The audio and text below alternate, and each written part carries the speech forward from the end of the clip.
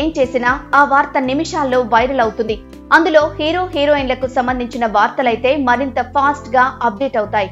తాజాగా young hot beauty Janhvi Kapoor కు సంబంధించిన ఓ వార్త నెట్టింట హల్చల్ చేస్తోంది.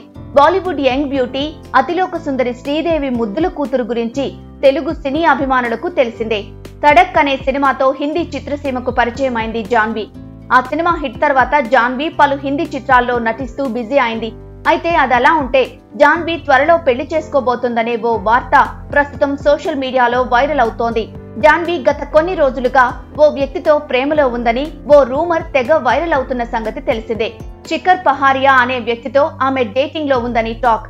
జాన్వీ తన తండ్రి నిర్మాణంలో వచ్చిన మైదాన్ స్క్రీనింగ్ ఈవెంట్ లో తన ప్రియుడి పేరుతో తయారు చేసిన నెక్లెస్ ధరించి అందరినీ షాక్ కి గురి చేసింది. ఈ ముద్దుగుమ్మ ప్రియుడు మరెవరో కాదు, మహారాష్ట్ర మాజీ ముఖ్యమంత్రి సుశీల్ కుమార్ షిండే మనవడు. నెక్లెస్ ధరించి కెమెరాకు చిక్కిన తర్వాత వీరికి సంబంధించిన న్యూస్ నెట్టింట తెగ వైరల్ అవుతోంది.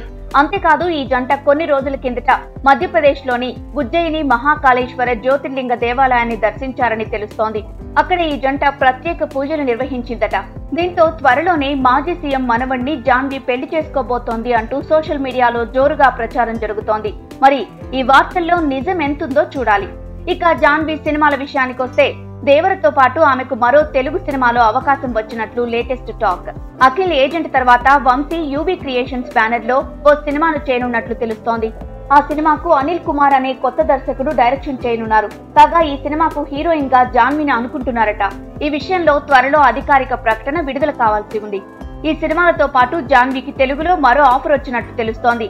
Mega power star Ram Charan హీరోగా, దర్శకుడు బుచ్చిబాబు సానా దర్శకత్వంలో ఓ సినిమా రాబోతున్న సంగతి తెలిసిందే.